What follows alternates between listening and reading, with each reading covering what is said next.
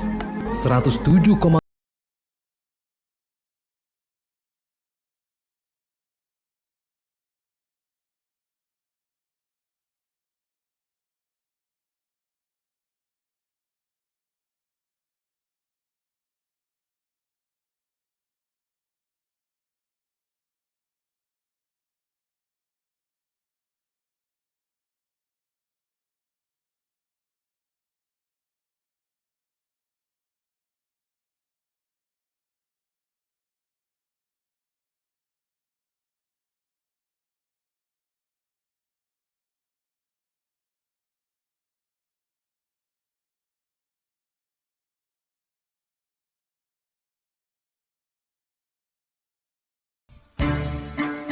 Anda masih bergabung bersama kami di Madiyaman Mambau Solihin FM 107.7 MBS FM Gresik, The Real Radio Station MBS. Kami hadir kembali untuk Anda.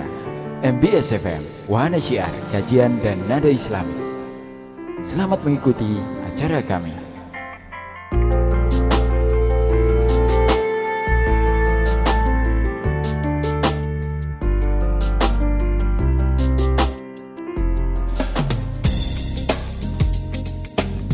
Disiarkan dari kawasan Pondok Pesantren Mambau Solihin, Jalan Kiai Haji Syafi'i, nomor 7, Suci, Manyar, Gresik. Inilah Madiyaman Mambau Solihin FM menggelegar di udara.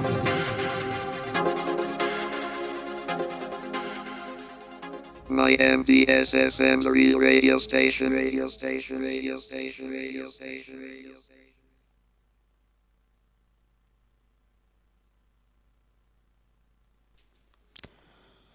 Assalamualaikum warahmatullahi wabarakatuh. Bismillahirrahmanirrahim. Alhamdulillahi rabbil alamin. Wabihi nasta'in ala umuri dunya waddin. Wassalatu wassalamu ala habibina wa syafi'ina sayyidina Muhammadin wa ala alihi wa sahbihi ajma'in. Rabbi syrah li sadri wa yassir li amri wahlul 'uqdatam min lisani yafqahu qawli. Rabbi zidna ilman nafi'a warzuqna fahma birahmatika ya arhamar rahimin. Allahumma inna na'udzu bika min ilmin la yanfa' wa qalbin la yakhsha wa nafsin la yashba' wa du'ain la yustajab. Nawaitu ta'alluma wa ta'lim wa tadhakkura wa tadhkir wa naf'a wal intifa' wal ifadata wal istifadah wal hath ala tamassuki bi kitabillah wa bi sunnati rasulih wa du'a ilal huda wa dalalata alal khair ibtigha'a wajhillahi ta'ala wa qurbihi wa thawabihi. Para pendengar radio MBS yang dimuliakan oleh Allah Subhanahu wa taala dimanapun Anda berada, dan ma'asyiral muslimin rahimakumullah yang saat ini mendengarkan kajian program Majelis Al-Mustafa dengan kitab Sirah An-Nabawiyah yang ditulis oleh Syekh Muhammad Sa'id Ramdan Al-Budi. InsyaAllah di pertemuan kali ini kita akan menyampaikan mengenai tentang apa yang dirasakan oleh Rasulullah SAW di awal dakwahnya, yakni siksaan kepada Rasulullah SAW, dan apa hikmah-hikmahnya. Itu terjadi ketika kapan? Seperti yang kemarin kita sampaikan ma'asyiral muslimin, bahwasanya setelah Rasulullah SAW itu menampakkan atau dakwah dengan terang-terangan, maka kemudian Rasulullah SAW mulai ada mendapatkan respon negatif dari orang-orang yang belum beriman. Ma'asyiral muslimin rahimakumullah, di sini disampaikan bahwasanya ketika orang Quraisy itu mendengarkan dakwah Rasulullah SAW setelah 3 tahun beliau berdakwah secara sembunyi-sembunyi, kemudian dakwah dengan terang-terangan, itu dirasakan oleh Rasulullah SAW wasallam respon atau timbal balik yang negatif dari orang-orang Quraisy. Apa itu? Ya siksaan, disakiti oleh orang-orang Quraisy pada masa itu. Dan banyak sekali respon negatif dari orang-orang Quraisy kepada Rasulullah Shallallahu Alaihi Wasallam. Salah satunya adalah yang diriwayatkan oleh Abdullah bin Amr bin As, bahwasanya beliau berkata, "Bainan Nabi Shallallahu Alaihi Wasallam yusalli fi hijri Ismail, id aqbala Uqbatu ibni Abi Mu'id, fawada'a thawbahu fi unuqihi, fakhonaqahu khunuqan syadida." Fa'aqbala Abu Bakrin hatta akhadha bimankibihi wa dafa'ahu 'anil Nabi sallallahu alaihi wasallam wa qala adaqtuluna rajulan ayyakula rabbiyallah. Ini diriwayatkan oleh Abdullah bin Umar seperti disebutkan dalam Sahih Bukhari, oleh Abdullah bin Amr bin As seperti disebutkan dalam Sahih Bukhari, bahwasanya Abdullah bin Amr bin As berkata, ketika Nabi Shallallahu Alaihi Wasallam itu sedang beribadah di Hijr Ismail, tiba-tiba datang Uqbah yang lalu kemudian mencekik, meletakkan bajunya pada leher Rasulullah, kemudian mencekik Rasulullah Shallallahu Alaihi Wasallam. Dan datanglah kemudian Abu Bakar yang menyingkirkan Uqbah dari Rasulullah Sallallahu Alaihi Wasallam, dan Abu Bakar berkata, apakah kamu akan membunuh orang yang berkata bahwasanya Tuhanku adalah Allah Subhanahu wa taala? Tuhanku adalah Allah Subhanahu wa taala. Ada riwayat lain, ma'asyiral muslimin rahimakumullah, itu siksaan yang dialami oleh Rasulullah Sallallahu Alaihi Wasallam. Riwayat lain disampaikan oleh Abdullah bin Umar seperti disebutkan dalam Tarikh At-Tabari dan juga disebutkan dalam Sirah Ibn Hisham. Abdullah bin Umar berkata, bainan Nabi sallallahu alaihi wasallam sajidun wa haulahu nasun min Quraisyin, jaa Uqbah bin Abi Ma'id bisala jazurin faghadafahu ala dhahrin Nabi sallallahu alaihi wasallam. Falam yarfa' ra'sahu faja'at Fatimah radhiyallahu anha fa akhadathu min dhahrihi wa da'at ala man sana'a dzalik. Diriwayatkan oleh Abdullah bin Umar bahwasanya saat Nabi Shallallahu Alaihi Wasallam itu beribadah sujud, tiba-tiba orang-orang Quraisy mengelilingi Rasulullah Sallallahu Alaihi Wasallam, melihat Rasulullah Sallallahu Alaihi Wasallam. Datanglah Uqbah, orang yang sama, dengan membawa kotoran-kotoran unta, kotoran-kotoran binatang yang dilemparkan pada punggung Rasulullah Sallallahu Alaihi Wasallam, dan Rasulullah masih berdiam dalam sujudnya. Datanglah Fatimah kemudian membersihkan kotoran yang ada di atas punggung Rasulullah Sallallahu Alaihi Wasallam dan mencegah orang yang melakukan hal tersebut. Dan itulah ma'asyiral muslimin, di antara siksaan yang pedih yang dialami oleh Rasulullah Sallallahu Alaihi Wasallam. Tidak hanya berhenti di situ, apa yang dialami oleh Rasulullah Sallallahu Alaihi Wasallam juga ada di dalam riwayat At-Tabari dan Ibnu Ishaq, bahwasanya sebagian orang Quraisy ada yang menaiki rumahnya dengan membawa pasir ketika Rasulullah Sallallahu Alaihi Wasallam lewat di depan rumahnya tersebut atau di depan jalan tersebut, kemudian Rasulullah Sallallahu Alaihi Wasallam disiram dengan pasir. Rasulullah pun dengan sabar menerima perlakuan dari orang-orang Quraisy. Kembalilah Rasulullah Sallallahu Alaihi Wasallam ke rumahnya, dan tubuh Rasulullah Sallallahu Alaihi Wasallam penuh dengan debu. Dan salah satu putrinya datang kepada Rasulullah Sallallahu Alaihi Wasallam dan membersihkan debu tersebut sambil menangis. Dan Rasulullah berkata, ya bunayyah la tabghi, wahai anakku, jangan menangis. Fa innallaha mani'un abaka, karena sesungguhnya Allah lah yang akan menjaga bapakmu. Itulah sebagian riwayat-riwayat yang menyebutkan siksaan yang dialami oleh Rasulullah sallallahu alaihi wasallam. Dan itu juga ada lagi beberapa riwayat yang tidak disebutkan di dalam kitab ini mengenai siksaan yang dialami oleh sahabat-sahabat Rasulullah sallallahu alaihi wasallam. Bahkan sahabat ada yang sampai meninggal dunia.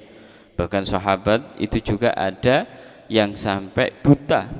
Bahkan mereka terkadang merasa tidak kuat dengan apa yang dialami oleh kekerasan yang dialami oleh orang-orang Quraisy. Maka ada riwayat Imam Bukhari dari Khabbab bin Arad bahwasanya dia berkata pada Rasulullah sallallahu alaihi wasallam, "Ataitu Nabi sallallahu alaihi wasallam." Saya datang kepada Nabi sallallahu alaihi wasallam wa huwa mutawassidun burdadan, dan beliau menjadikan bantal dari selimut, wa huwa fidil Ka'bah, dan beliau berada di naungan Ka'bah. Wa qad laqaina minal musyrikin syiddah, saat itu orang-orang musyrik benar-benar berbuat kekerasan kepada kita. Faqultu ya Rasulullah, maka aku berkata kepada Rasulullah sallallahu alaihi wasallam, ala tad'ullaha lana, ya Rasulullah, tidaklah engkau berdoa kepada Allah untuk kebaikan kita. Faqa'ada, kemudian Rasulullah SAW duduk, wa huwa muhmarrul wajhi, dan Rasulullah SAW wajahnya menjadi merah. Faqala, kemudian berkata, laqad kana min qablikum la yumashyatu bimasyatil hadidi ma duna idamihi min lahmin aw asabin ma yasrifuhu dzalika an dinihi. Ketahuilah, umat-umat sebelumnya, nabi-nabi dan rasul-rasul sebelum kalian itu benar-benar digeraji dengan geraji dari besi yang menyentuh antara tulang dan dagingnya, dan itu tidak menjadikan mereka berpaling dari agama Allah. Kemudian Rasulullah teruskan, walayutamannallahu hadzal amra walayutamannallahu hadzal amra hatta yasirar raqibu min sun'a ila hadramut la yakhafu illallah. Dan Allah tidak akan menghentikan semua ini sehingga nanti orang berjalan menaiki tunggangannya dari Son'a menuju Hadramut yang tidak ada ditakuti kecuali Allah Subhanahu wa taala. Ma'asyiral muslimin rahimakumullah, itulah beberapa contoh siksaan yang dialami oleh Rasulullah sallallahu alaihi wasallam dan para sahabatnya. Lantas apa saja yang perlu kita jadikan pelajaran agar kita pun yang hidup di zaman setelah Rasulullah sallallahu alaihi wasallam ketika mengalami hal-hal yang tidak mengenakkan dalam hati maupun fisik kita, kita bisa meniru dan meneladani apa yang dilakukan oleh Rasulullah sallallahu alaihi wasallam dan para sahabat-sahabatnya. Yang pertama adalah beliau menyampaikan, Syekh Muhammad Sa'id Ramdan Al-Buti, dari kisah ini siksaan Rasulullah sallallahu alaihi wasallam yang disebutkan tadi, bahwasanya Rasulullah itu pernah dicekik, bahwasanya Rasulullah sallallahu alaihi wasallam pernah dilempar dengan kotoran unta. Rasulullah sallallahu alaihi wasallam juga pernah disiram dengan pasir, tapi ini sebagian kecil dari apa yang dialami oleh Rasulullah SAW, sebab nanti masih ada kisah-kisah siksaan-siksaan yang lain. Dan juga para sahabat Rasulullah sallallahu alaihi wasallam, sampai mereka ada yang buta, sampai mereka ada yang meninggal dunia. Yang pertama, Syekh Muhammad Sa'id Ramdan Al-Buti menyampaikan bahwasanya kita ini adalah hamba Allah Subhanahu wa taala. Kita diperintahkan oleh Allah Subhanahu wa taala, wa ma khalaqtul jinna wal insa illa liya'budun. Bahwasanya Allah berkata bahwasanya aku tidak menciptakan jin dan manusia kecuali hanya untuk menyembah. Menyembah kepadaku. Nah, yang seperti ini yang namanya sesembahan, ketika kita menyembah Allah Subhanahu wa taala, maka di dalam hal tersebut ada perintah untuk menyembah Allah Subhanahu wa taala. Bentuk perintahnya seperti apa? Bentuk perintahnya adalah kita menjalankan salat, kita menjalankan puasa, kita menunaikan zakat, kita menjalankan haji. Dan untuk melaksanakan ini semuanya, kata beliau, ada yang namanya masyaqqah, yaitu susah payah. Ini di dalam ubudiyah atau sesembahan yastalzimut taklif. Maka seseorang akan merasakan perintah atau tekanan yang wa taklif yastalzim al-masyaqqah, dan di dalam tekanan itu maka seseorang akan merasakan susah payah. Misalkan kita di dalam sholat, menunaikan sholat 5 waktu, ada rasa payah di situ. Kita menunaikan puasa, ada rasa payahnya. Kita menahan tidak makan, tidak minum, padahal makanan semuanya ada. Dalam menunaikan zakat, kita pun harus mengeluarkan sebagian harta yang telah diberikan oleh Allah atau dititipkan oleh Allah Subhanahu wa taala kepada kita untuk kita bagi kepada saudara-saudara kita yang fakir, miskin, atau orang-orang yang memenuhi syarat dari 8 golongan. Dalam menunaikan haji pun kita juga merasakan seperti itu. Kita mengorbankan harta, kita juga merasakan kepayahan di saat melaksanakan tawaf, di saat melaksanakan sa'i, di saat kita wukuf di Arafah, dan rangkaian dari ibadah-ibadah haji yang lainnya. Jadi yang namanya ubudiyah, sekali lagi ma'asyiral muslimin rahimakumullah dan para pendengar radio MBS yang dimuliakan Allah, kalau kita menyembah Allah maka di situ ada perintah, dan di dalam perintah itu ada rasa payah. Begitu juga termasuk cara kita menyembah Allah Subhanahu wa taala adalah ketika kita mengajak saudara-saudara kita untuk kembali kepada Allah Subhanahu wa taala yang belum beriman agar semakin menambah ibadahnya, mengajak diri kita, mengajak saudara-saudara kita, mengajak orang-orang yang ada di sekitar kita. Begitu juga di saat kita mengajak orang-orang yang belum diberi hidayah oleh Allah Subhanahu wa taala. Pastinya di situ ada yang itu salah satu bentuk ubudiyah, cara kita menyembah Allah, beribadah kepada Allah, dan itu juga perintah Allah Subhanahu wa ta'ala. Dan yang ketiga itu adalah di dalam perintah ada masyaqqah atau susah payah, dan inilah hikmahnya. Jadi ma'asyiral muslimin rahimakumullah, apa-apa yang dialami oleh Rasulullah dan para sahabat dari siksaan tersebut adalah sunnatullah. Itu sudah digariskan oleh Allah Subhanahu wa taala, dan tanpa kita sadari sekarang itu kita alami. Nah, jadi ya ketika Rasulullah SAW dan sahabat merasakan hal-hal tersebut, maka sudah ditanamkan di dalam hati mereka bahwasanya untuk berjuang seperti ini kita akan menemukan rintangan-rintangan, dan rintangan-rintangan tersebut adalah sudah digariskan oleh Allah Subhanahu wa taala. Itulah ma'asyarul. Jadi itu sebuah kewajaran ketika Rasulullah SAW mengalami hal-hal tersebut. Apakah Allah Subhanahu wa taala tidak bisa mencegah perbuatan-perbuatan orang Quraisy kepada Rasulullah SAW yang diangkat oleh Allah Subhanahu wa taala menjadi kekasihnya, dan juga sahabat-sahabat yang berjuang? Bisa tentunya. Innallaha ala kulli syai'in qadir. Sesungguhnya Allah pada setiap sesuatu itu maha kuasa. Akan tetapi apa hikmah yang kedua?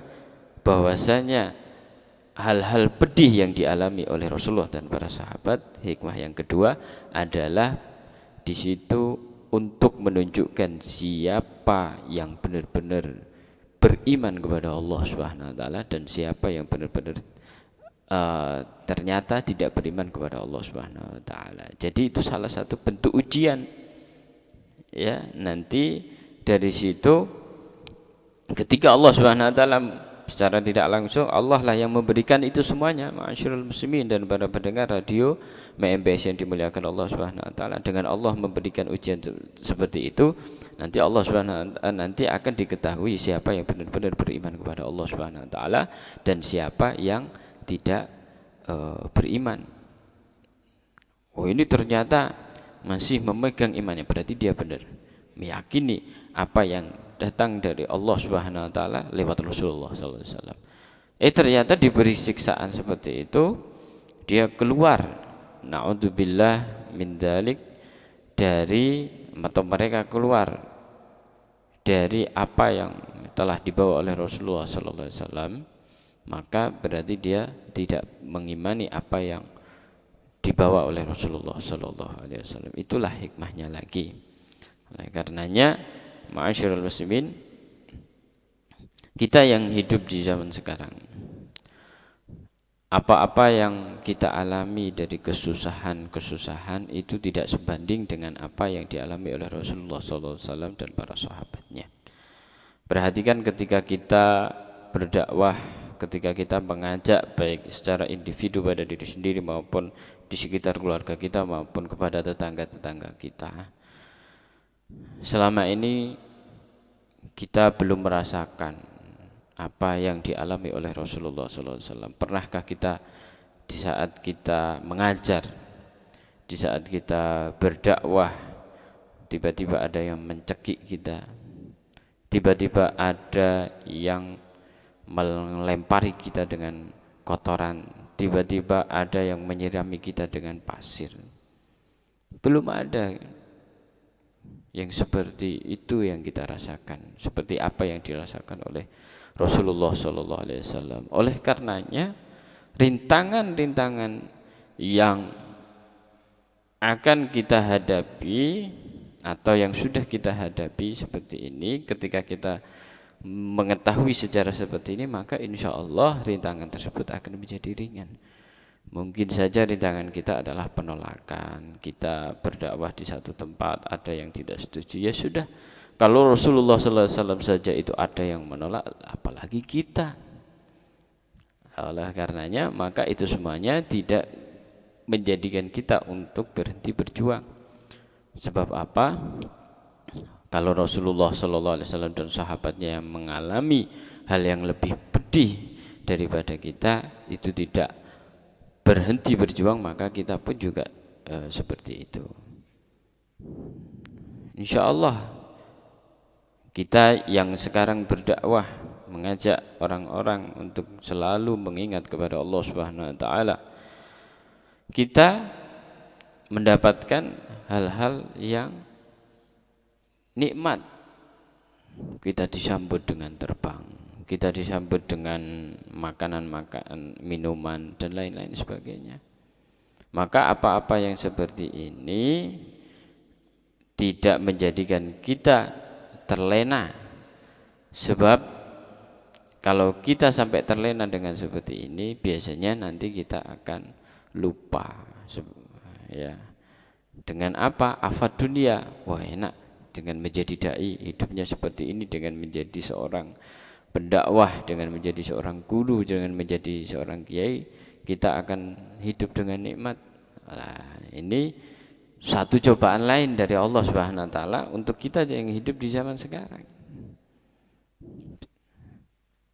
Jangan sampai suatu saat nanti ilmu dijadikan perantara untuk mendapatkan kemegahan duniawi. Sebab itu nanti bisa menjadi hal yang menyeret kita ke dalam neraka, seperti yang disebutkan Imam Abdul Ghazali di dalam kitab Bidayatul Hidayah. Ma'asyiral muslimin rahimakumullah, para pendengar radio MBS yang dimuliakan oleh Allah Subhanahu wa taala, kita juga patut untuk merenungi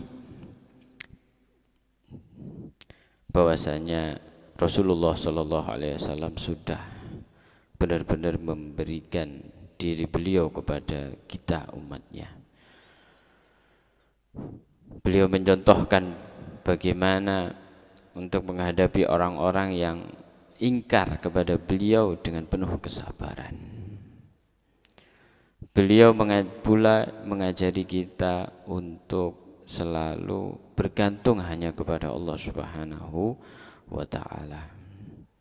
Ini juga hikmah yang lain yang tidak disebutkan di dalam kitab Sirah An-Nabawiyah karya Syekh Muhammad Said Ramadan Al-Buti ini. Jadi yang patut kita ambil pelajaran lagi adalah kita juga harus bersabar ketika kita mengajak baik kepada keluarga, wa'mur ahlaka bis sholati wastabir 'alaiha, perintahkan keluargamu untuk melaksanakan salat dan sabar. Ini juga dicontohkan oleh Rasulullah SAW dalam perbuatannya. Jadi ketika dalam lingkungan keluarga kita terlebih dahulu lah kita lihat dari saudara-saudara kita, ya, kita ajak baik-baik untuk misalkan ada yang sholatnya malas-malasan, lebih-lebih naudzubillah sholatnya itu tidak penuh, maka kita ajak dengan ajakan yang baik, misalkan dengan cara kita mengajak makan terlebih dahulu, terus tiba waktu Allahu Akbar, ayo sholat. Nah itu sedikit demi sedikit nanti dia akan merasa tanpa harus diperintah sholat, enggak sholat masuk neraka dan seterusnya, tapi dengan cara yang penuh hikmah dan penuh mauidhah seperti itu. Nah itu butuh kesabaran pula. Nah, kesabaran yang kita alami ini tidak sebanding ya dengan sabar yang ada di dalam diri Rasulullah SAW dan para sahabatnya.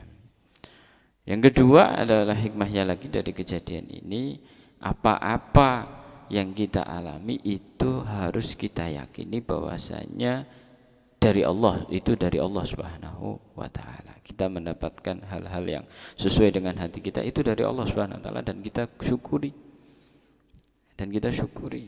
Dengan bersyukur, alhamdulillah, maka Allah Subhanahu wa ta'ala akan melimpahkan kenikmatan kepada kita. Tapi ketika kita menemukan hal-hal yang tidak mengenakkan dalam hati kita di saat kita mengajar, di saat kita berdakwah, saat kita mengaji dan seterusnya, maka kita pun juga harus meyakini bahwasanya itu dari Allah Subhanahu wa ta'ala.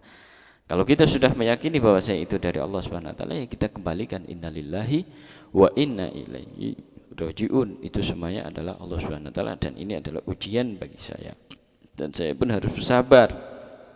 Dengan cara apa? Misalkan menemukan murid yang bandel, ya kita doakan murid tersebut supaya kita bacakan Al-Fatihah dengan niat agar Allah Subhanahu wa ta'ala memberikan dia hidayah.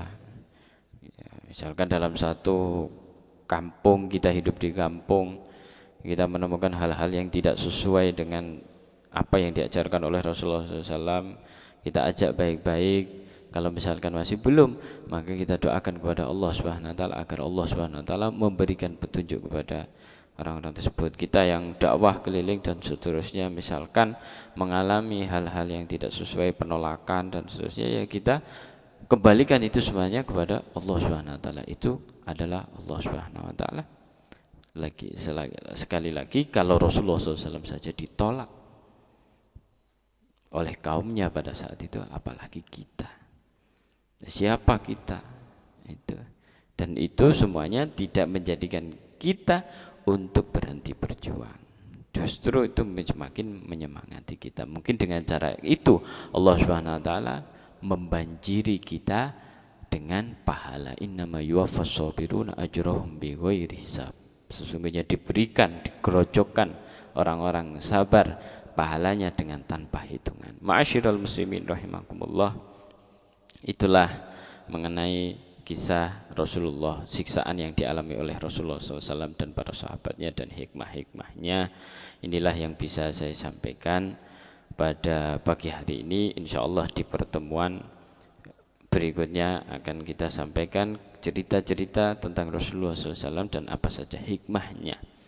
Dari sini kita benar-benar merenungi bahwasanya dalam diri Rasulullah SAW terdapat teladan yang kita bisa jadikan pedoman dalam menjalani kehidupan kita mulai dari lahir sampai mati. Semoga Allah Subhanahu wa ta'ala selalu memberikan kita petunjuk, memberikan kita ilmu yang manfaat, memberikan kemudahan untuk mengamalkannya, menambah keimanan kita, menjaga iman kita baik saat kita hidup maupun nanti saat kita meninggal dunia. Semoga Allah Subhanahu wa taala menjadikan urusan-urusan panjenengan kula semuanya menjadi mudah, yang sakit diberi sembuh, yang sulit dijadikan lancar, yang hidup rizkinya sempit dijadikan lapang. Semoga Allah Subhanahu wa taala selalu yang semuanya ini semoga menjadikan kita semakin taat dan semakin bertakwa dan menambah ibadah kita kepada Allah Subhanahu wa taala, sebab sejatinya dalam hidup kita itu kita hanya menunggu waktu ibadah. Dengan kita setelah salat subuh kita menunggu waktu salat duha. Dengan kita selesai salat duha kita menunggu waktu zuhur. Dengan kita selesai waktu zuhur kita menunggu waktu asar, kemudian waktu maghrib dan waktu isya. Itulah inti dari kehidupan kita sesungguhnya. Wa ma khalaqtul jinna wal insa illa liya'budun, dan kita tidak menciptakan jin dan manusia kecuali hanya untuk menyembah.